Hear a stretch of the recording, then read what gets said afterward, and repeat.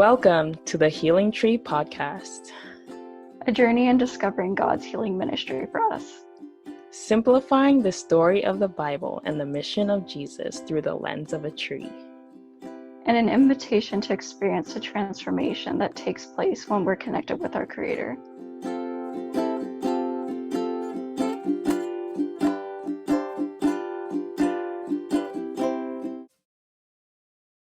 Hello, welcome. My name is Audra Wiafe. And I'm Lauren Hall. And we're friends and we're doing this podcast called the Healing Tree Podcast. So welcome to our first episode titled The Invitation. So what is this about? We're actually exploring God's call and what that means. Like God inviting us. Like, have you ever thought about what that means or like what it might be like to be invited by God? I don't know. What do you think, Lauren? It's like God is trying to get our attention. He wants to invite us into his kingdom. And so it's like, why should I come to begin with? Why is this invitation important? And, what does this look like practically? Like, what does that look like for you? So it's exciting for all of us to be thinking about this. So just some things to be thinking of as we explore this topic together. Yeah, I know like a lot of times some people are like the Bible can seem like it's written at a certain time and different things, and like, does it really mean something for us today?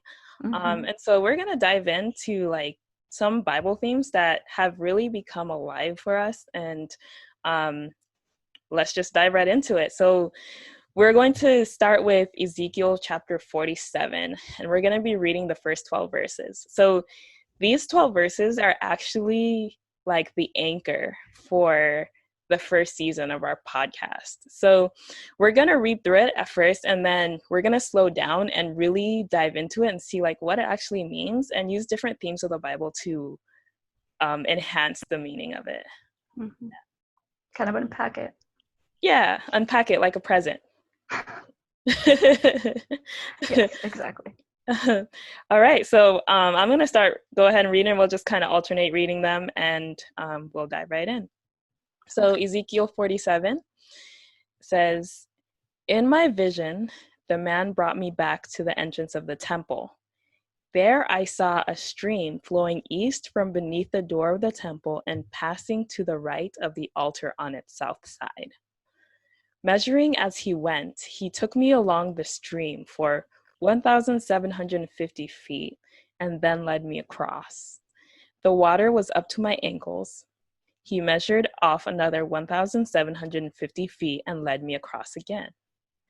This time, the water was up to my knees. After another 1,750 feet, it was up to my waist. Then he measured another 1,750 feet, and the river was too deep to walk across. It was deep enough to swim in, but too deep to walk through." He asked me, "Have you been watching, Son of Man?" Then he led me back along the river bank. When I returned, I was surprised by the sight of many trees growing on both sides of the river. Then he said to me, "This river flows east through the desert into the valley of the Dead Sea. The waters of this stream will make the salty waters of the Dead Sea fresh and pure. There will be swarms of living things wherever the water of this river flows. Fish will abound in the Dead Sea, for its waters will become fresh. Life will flourish where this water flows." Fishermen will stand along the shores of the Dead Sea, all the way from En Gedi to En Galim. The shores will be covered with nets drying in the sun. Fish of every kind will fill the Dead Sea, just as they fill the Mediterranean. But the marshes and swamps will not be purified. They will still be salty. Fruit trees of all kinds will grow along both sides of the river. The leaves of these trees will never turn brown and fall, and there will always be fruit on their branches. There will be a new crop every month, for they are watered by the river flowing from the temple. The fruit will be for food, and the leaves for healing. Yeah, so that's Ezekiel 47, 1 through 12. And so just to summarize, because I know we kind of read a chunk there. So Ezekiel is experiencing this vision that God is showing him, and he's seeing this temple. And so from this temple, he's seeing water flows through it. And as water flows and he goes through the water, he keeps getting deeper and deeper, and he realizes Mm-hmm. this water is like endlessly deep. And then as he goes, he notices that this river keeps flowing, and it flows to a place where it's like barren and dead. And then once like the water like touches these barren and dead areas, all of a sudden life starts springing up from it. And then trees, all of a sudden he sees these trees that are now on both sides of this river, and fish are like swarming this now alive water. And these trees are not only just trees, but they are producing these like amazing fruit and leaves that heal. Mm-hmm. So what does this all mean? Yeah, let's dive into this. Let's see what this means. So we're gonna go now to the New Testament. We're gonna go to Matthew Mm-hmm. and start reading. So we're gonna read Matthew 11, chapter verses 28 to 30. And it says, "Then Jesus said, 'Come to me, all you who are weary and carry heavy burdens, and I will give you rest. Take my yoke upon you, and let me teach you, because I am humble and gentle at heart, and you will find rest for your souls. For my yoke is easy to bear, and the burden I give you is light.'"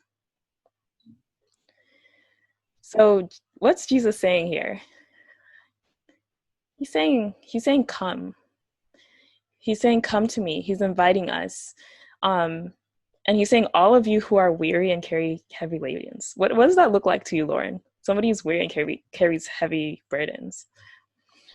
Yeah, I just kind of get the image of somebody that's like carrying the weight of the world. I forget which painting it is. I think it's a painting where somebody just has this like, yeah, basically has like the globe on their back, or some of like the old cartoons where, you know, somebody's going on a journey and has this like little knapsack and stuff, and they have all of their stuff with them.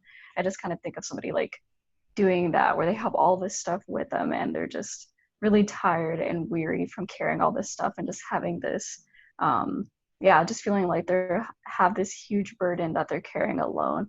And so I just like envision like Jesus kind of being there, and it's like, hey, let me take some of that for you. And so it's like kind of giving us like this new way of living where you no longer have to, you know, be the only one to carry all of these things. But he's like, I'm going to help you. I want to make this light for you. You'll still have stuff. There's still things in life that you're going to have to deal with, but it's not going to be as wearisome because I'm there to help you in the process. Hmm. Yeah, like when I hear this invitation, like I can feel that call, because Mm-hmm. there is times when I feel burdened down by life's demands, um, stressors, school, work, home stuff, you know, obligation, whatever it is. And it's like I can't carry all this by myself. It's a lot of responsibility. And I'm sure some of you listening out there, you might be mothers, you might be, you know, working multiple jobs, dealing with different stressors in life. We all have our different struggles. And God is saying, hey, like, if you're carrying a load, come and I'll give you rest. He's like, I got you. Yeah, like rest. Um, he promises rest. And not only that, but he says, let me teach you. Life is hard. Going through life is, you know, it's just a challenge, and it takes wisdom to go through it. And Jesus is pretty much promising, saying like, hey, you don't have to go through life alone. Are you lonely? Like, you know, um, I'll go through life with you. And not only that, but I'll carry your burdens for you. I like what you said too about him teaching us. I feel like it's so hard for us to actually rest. Like, I know for myself, like, you know, I'll have all these things to study for school, and then, you know, I get a break, spring break or some other little break, and I'm like, what do I do with myself? Mm. And I feel like so many of us have that, where it's hard to actually stop. Um, you know, when we actually find time to do something else, you don't know what to do, or you don't know how to really let yourself just kind of, yeah, just sit back and have time for yourself, have time with God.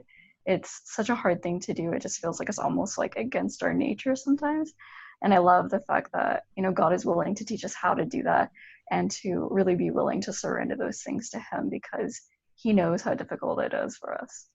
Yeah, that's so true. Like he wants to teach us how to rest. That's so beautiful. Not only that, but he says the burden that he gives us is light. Mm-hmm. And so he's giving us something in return by us giving him what's heavy. We give him what's heavy and he gives us back what's light.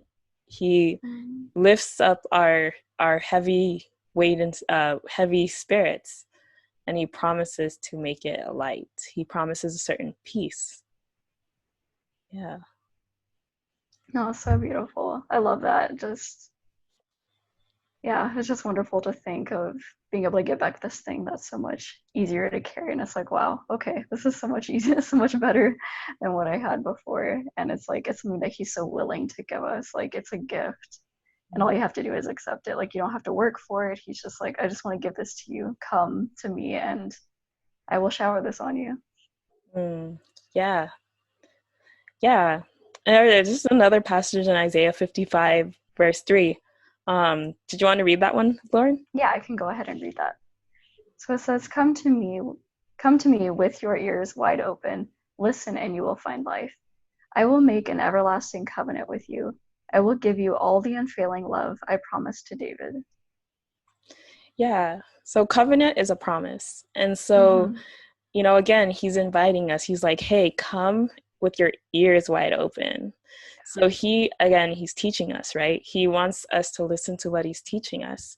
And by us listening and hearing to what he's teaching us, we will find life.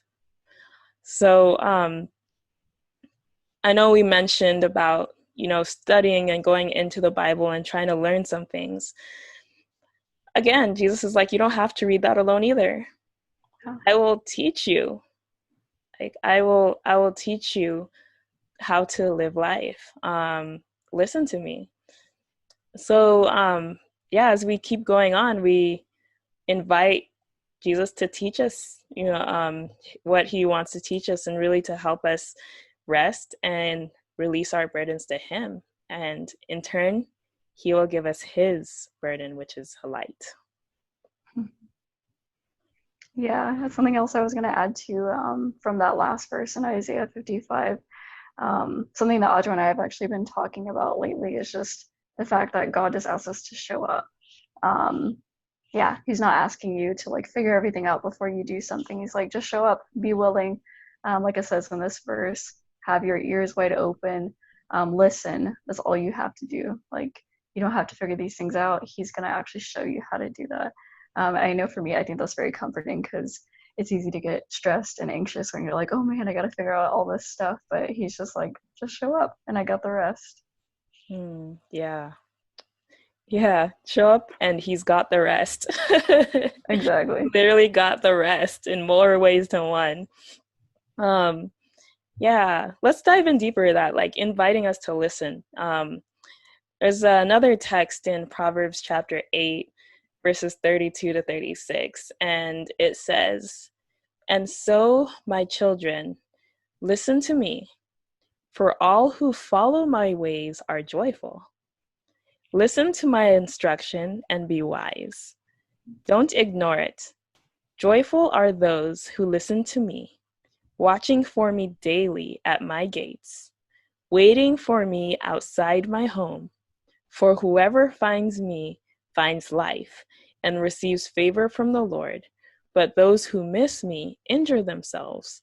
All who hate me love death. Kind of a tough passage, huh? Yeah. But he's stating what's happening, what happens in life. He's saying, I'm giving you pretty much how to have life. And it makes sense. If you don't listen, you'll end up not having life, which is death in a sense. We mentioned earlier, like God being our personal tutor or like our teacher, and all He's asking us to do is show up. And that's what this verse is saying. He's ready to teach us. And all He wants us to do is show up, like it says in the verse. Joyful are those who listen to me, watching for me daily at my gates, waiting for me outside my home. What does that look like? Like, what does that look like for you, Lauren? Like, to watch and show up. Yeah, an image that just kind of came to mind is just thinking of like, maybe a parent whose child has left home for a long time, doing whatever. Maybe they've just gone off and the parents don't know where they're at. And I just, think of the parents where, maybe every time that they hear a car outside, they kind of look out the window and it's like, oh, is that my child? Or, um, yeah, just kind of like always like anticipating them like finally coming home. And I feel like God is really like that with us. And as much as he loves us and watches for us each day and looks forward to us coming into his presence and being excited to just spend time with him, I think God wants the same thing for us, that as we come to know him more, that we'll be excited to be with him too. And we're looking for him every day. I know for myself, something that I found that's been just such a blessing is just kind of being in a spirit of prayer, if that makes sense. I don't know how many of you guys might be familiar with this verse, but there's one that says that you should pray without ceasing. And I don't think that that means that, you have to be on your knees all the time, but just kind of be in the spirit where you're open to God.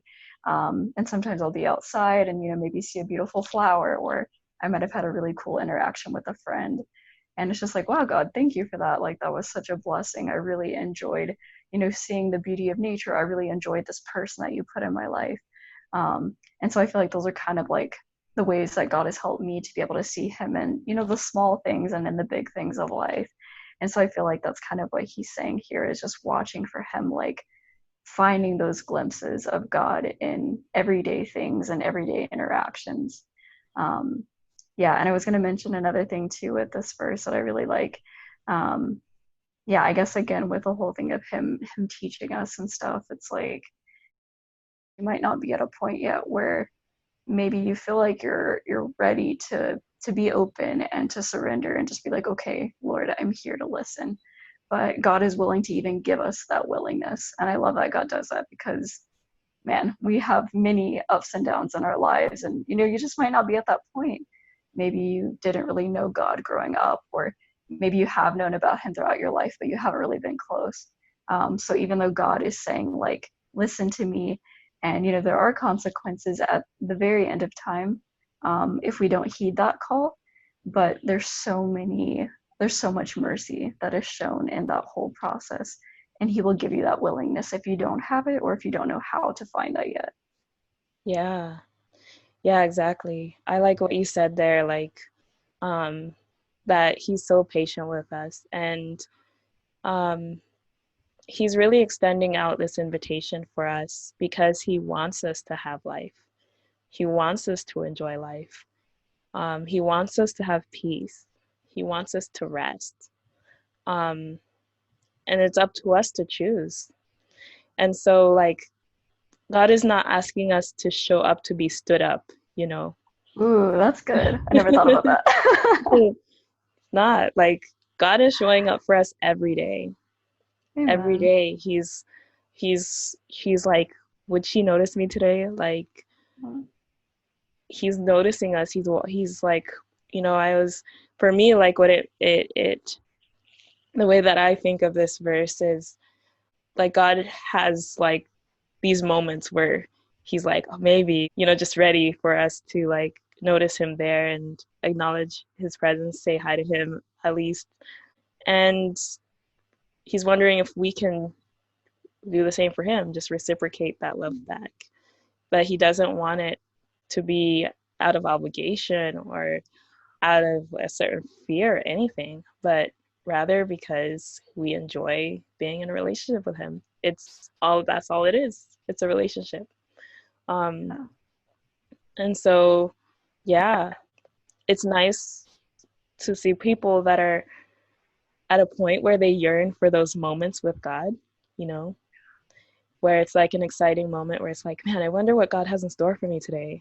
Like, I wonder what God is going to teach me today. Like, how exciting is that? Um, I'm definitely not perfect.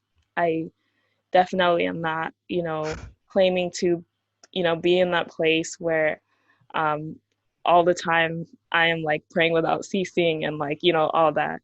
But I want to be, one day. And it's definitely a daily process where there's times when I don't always think about God. I don't always, it's not always the forefront of my mind. It's not.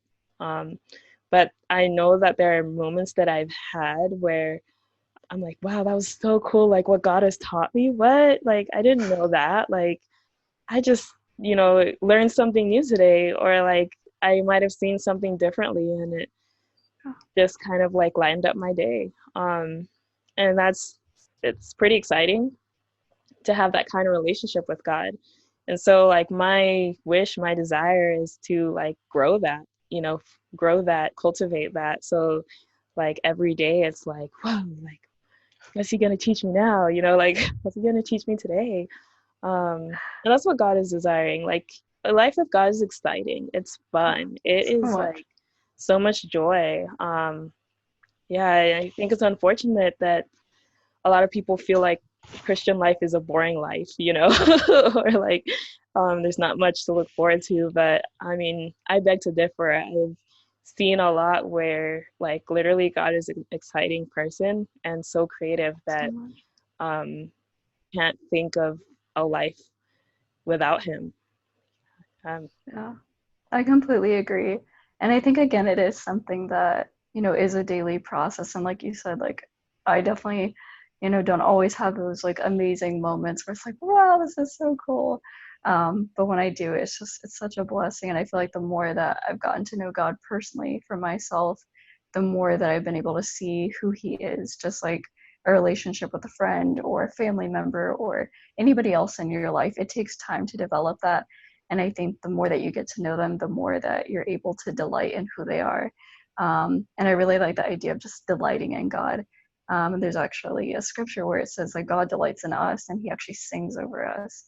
And I like, yeah, it's cool that God also gives us the opportunity to do the same thing with him, to just, yeah, just really relish in his presence and just take so much joy in that. And again, it doesn't always feel like that every day. Um, but just being in that habit of coming to him, and when those moments do happen, it's like the best thing that you've ever experienced. And yeah, he has so much in store for us. mm, he does. It's really a delight. It is a delight. I learned that the word for Eden is pleasure. And that's what God desires for us, is to have joy, to have desires and delight in him. Yeah. There's another passage in Revelation, chapter 3:20, that kind of talks about this invitation again. And I really love this verse. It says, "Look, I stand at the door and knock. If you hear my voice and open the door, I will come in and we will share a meal together as friends." It's so beautiful. You have meals with people that you're close with. I mean, obviously, sometimes it's not close, but when I think back to some of my favorite moments, it's just having that like intimate gathering with people that you're really close with, people that you can be open with, that you can really just be yourself with and enjoy and not feel like you have to be somebody or something else. And I just love that God says, I want to do that with you. And he says, I stand at the door and I knock. And if you hear my voice, open the door. God isn't like barging his way in and saying, oh, you must let me in. I want to have this meal with you. Obviously, he desires it, but he's not going to force his way into your life. And so God is always giving us choice in everything that we do. Um, and so he's just like, the invitation is open, but it's your choice to open it. And again, praise God that maybe we might not be at a point yet where we feel like we're ready for him to come in, where we're ready to open the door, but God will help us in that if we desire it. We can ask him. It's like, right now I would like to let you in, but I don't quite feel like I'm ready for that yet. And he's patient to help us and to wait for us to be ready. Yeah. Yeah, I like what you said, that he doesn't really barge in and like force our hand to, um it's not forceful at all. It's Mhm. a gentle knock. It's a gentle invitation. And think of like ripples of waves, how they just kind of come repeatedly but gently. But like it's up to us, to ride the waves or not. And so he is persistent because he treasures us, that um, he desires that bond, that connection with us. And he doesn't want to let us go. But he wouldn't, he again, like he doesn't want to force us either. So it's really our choice to accept his invitation or not. I think it's interesting how he says, if you hear my voice and you open the door, um, I will come in and we will share a meal together as friends. A meal. Like, what is this? Like, what is Jesus serving? What is this meal? What is he bringing to this? Like, let's dive into that. Like, what does that mean to serve a meal with God? Oh. Any thoughts about that, Lauren? Yeah, actually, there's some verses that we like to look at that kind of dig into this because yeah, it's like God has so much in store, and it's cool to think, yeah, it's like what does he want to serve? So there's a verse in John 6:35, um, talks about one of the things that he's going to have at this meal. Would you like to read that? Sure, yeah. He says, Jesus replied, I am the bread of life. Whoever what oh, whoever comes, whoever comes to me will never be hungry again. Whoever believes in me will never be thirsty. Hmm. Yeah.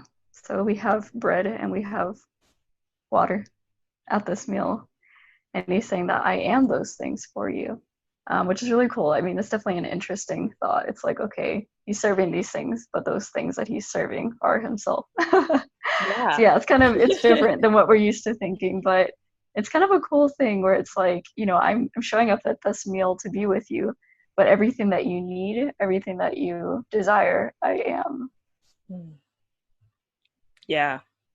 That's that's so cool because I feel like throughout the Bible it's Jesus saying I am Hmm. this thing. I am XYZ. So he's like using the Bible to reveal himself to us. And so really the Bible is stories and experiences of people Exactly. and their walk with God. So what is your story? Mhm. Like, what is your walk with God look like? What is your gospel per se? Maybe it hasn't started yet, and that's okay. It's yet to start. It'll start somewhere. But yeah, whoever comes to Jesus, he's got it. He's like, I am that thing. I am the bread. I am the water that will satisfy your needs. Um, yeah, John 4:14. It dives more about this water. It says, but whoever drinks the water I give him will never thirst. Indeed, the water I give him will become in him a fount of springing water up to eternal life. So it seems like it doesn't only satisfy, but it's like overflowing. Hmm. Yeah. Like literally like a fountain. Like he's like, if you like exchange, you become this connection with me, we are, have this bond, it comes to a point where like you're like spilling over with it, like yeah. Yeah. I think it's interesting too that, we just pointed out like Jesus says that he is, or whoever drinks this water I give him won't thirst anymore. And so he's like comparing himself to this water. But I think it's interesting that it says that if you partake of that water, then you will become a fount of water. So it's like you become like the one that you partook from. So it's kind of Mhm. interesting that like in a relationship with God that we become more like him. I don't know if you guys have ever noticed, maybe you have a friend that you always hang out with and you find yourself to start saying things that they say or almost like picking up on their mannerisms. It's just interesting how, yeah, how we do that. The more time that we spend with somebody, the more time that we kind of, watch the things that they do, the more that we become like them. And it's cool that we actually become more like Jesus as well in the same way. Yeah, that's so true. That's a good point that when we encounter, what a relationship with Christ looks like, it never leaves us the same. Mm-mm. We're changed for the better. Yeah. And we have one more verse to look at in Luke 22:20. And I can go ahead and read that one. It says, in the same way, after supper, he took the cup, saying, this cup is a new covenant in my blood, which is poured out for you. Hmm. So he talks about his promise, his covenant, which is his blood, which was poured out for us. So we're drinking his blood too? What does that mean? Yeah, it's interesting, but that's what it says. Yeah. Um, so now you're probably wondering, like, okay, so, all right, so God is inviting me. Great. Um, when I have a relationship with God, like, I'm going to be changed. But not only that, but He's going to take my like worries in life. He's going to take my burdens and make them light. But then, like, whatever burden He's giving me is going to make me light. It's going to be light. But it's also going to make me overflowing with Mm-hmm. what He's giving me. And it'll make me more like Him. It'll change me. So what does that have to do with the trees and Ezekiel 47 and temple? Like I don't get it. Yes, please do explain. Yeah, so Jesus, he compares himself to a temple. He says our body is a temple. His body is the ultimate temple. And so from his body we see here that he is a fountain of water that's overflowing. And in Ezekiel 47, we read about a temple who water is flowing from it. And whatever the water touches, it's cleaned, it's healed, it's changed.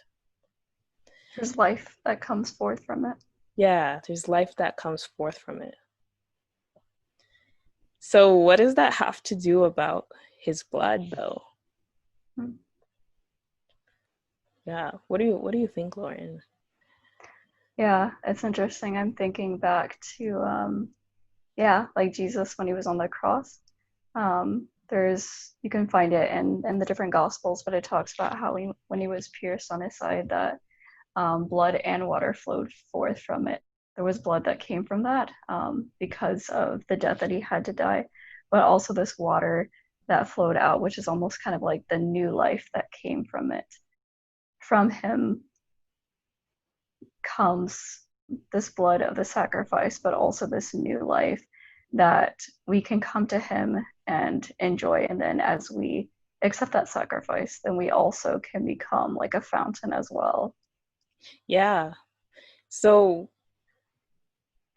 this is really what he's saying. Yeah, and you're right. Like he says, "Come to me." He says, "Give me your burdens, Mm-hmm. and I will make them light. I will give you a burden that is light." So we have things. We have skeletons in our closets. We have loads. We have things that we are ashamed about. Um, but what Jesus did is he said, I'm taking it. It's fine. Like, I'll take your skeletons. I'll take the things you're ashamed about, and I will bear the weight of that. I will bear the cost of that, which is death.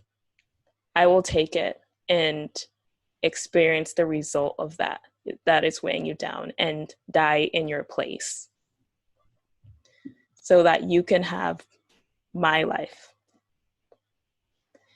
And that is the burden that he's giving us, his life, where we become transformed into his light filled life. And he's taking our dark filled life that is filled with so much hurt, so much dirt, so much pain,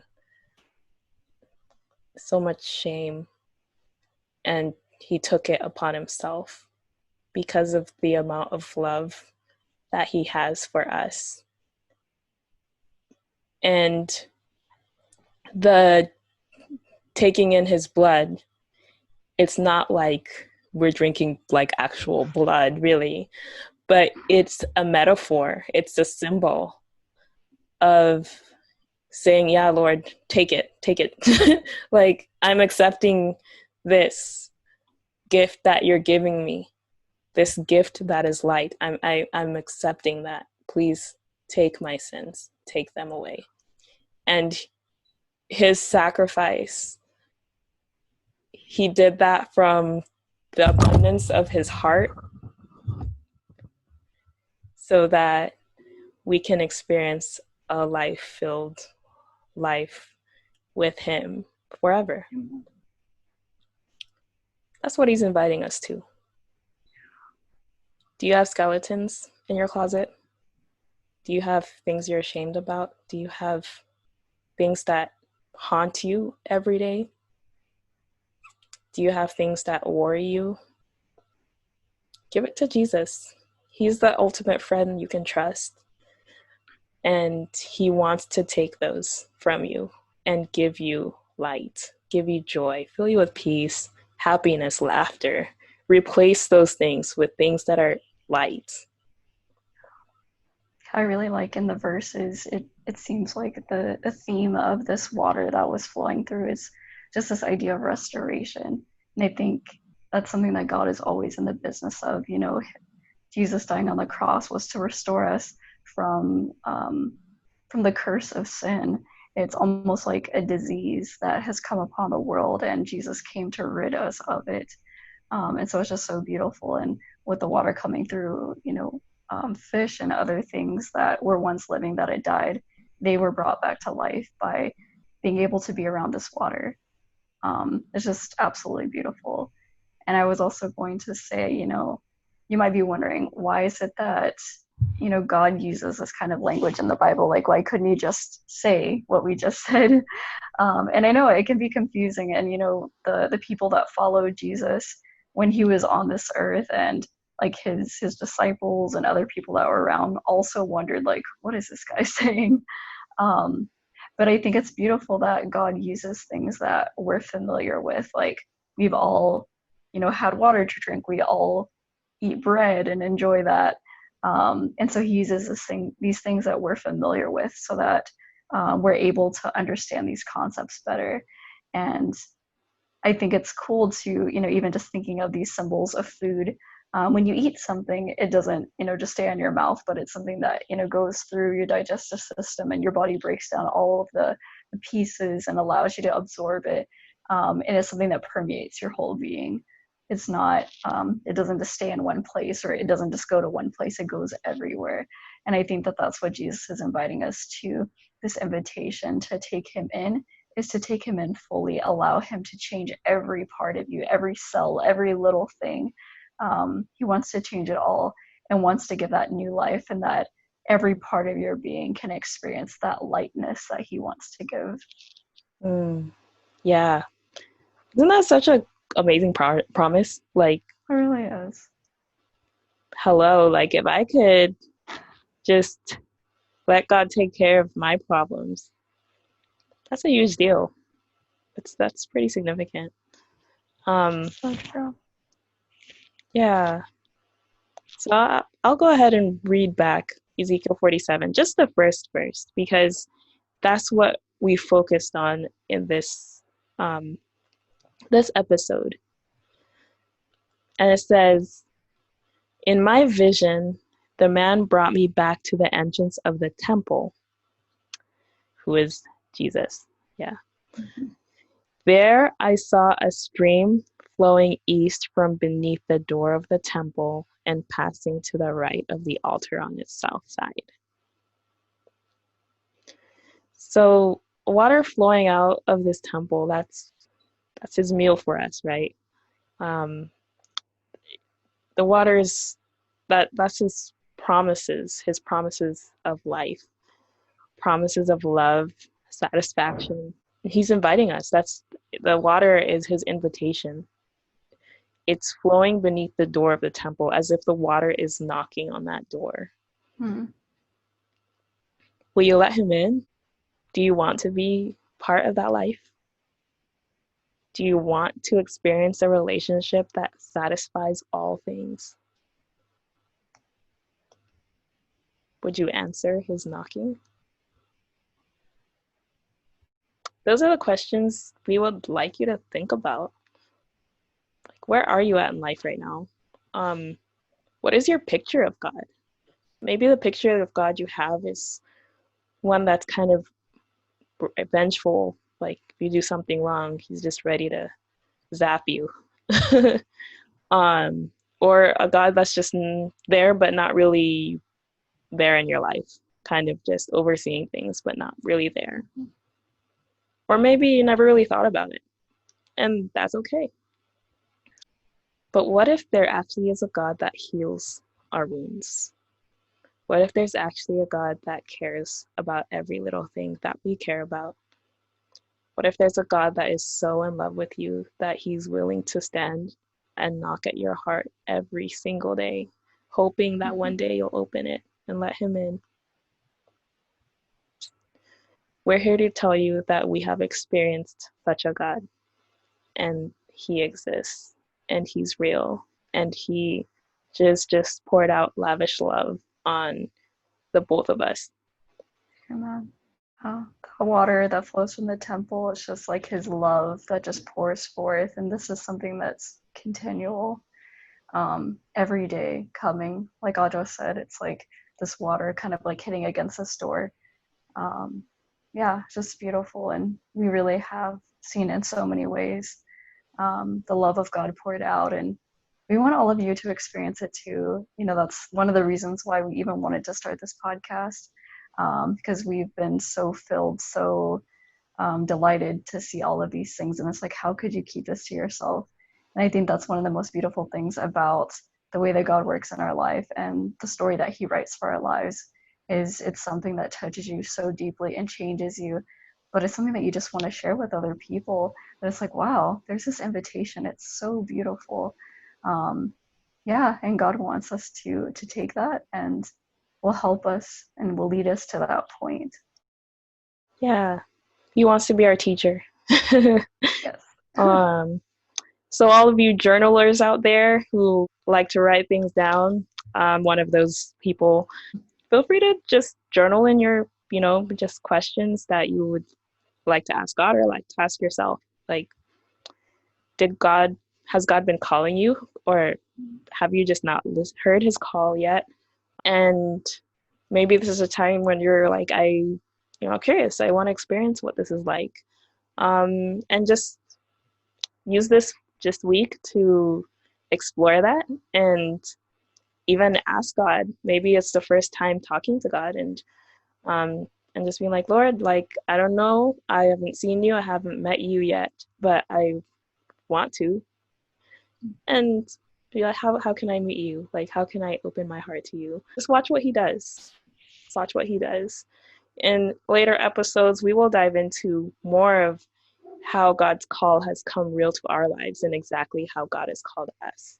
But we want you to experience it for yourself and see like what your story ends up looking like, what your gospel ends up looking like, because really it's different when you're hearing things secondhand than when you Mm-hmm. experience it yourself. And everyone's story is different as well. And so, yeah, your story is going to look different from my story. It's going to look different from Audrey's story. And that's the beauty of it, is that God reaches each one of us in a unique and personal way. Yeah, and so it's just exciting to think of, how is it that he's going to reveal himself to me, and he will do that. So yeah, definitely take the time during the next week to just think of these things. Yeah, however it is that you want to do that, journaling or talking to God out loud, any way that seems helpful. God definitely wants to communicate with you, and he will show himself. Yep, even talking to a friend, whoever it is, anyone. But yeah, that is our podcast episode for today. For the next 3 episodes, we will be diving into the meal, like what the meal is. And we kind of touched upon it, of the bread, the water, the blood, which is the wine. We will learn about that later, and what that actually means. And we will go deeper into those subjects. So don't feel like, man, I don't know, there are some things like name drops in here that, like, I don't know, it's still a little What are fuzzy you to me. talking about? Yeah. But we will go deeper into that. And yeah, just join our journey as we look more into these things and learn more as we go through this. So we thank you for listening.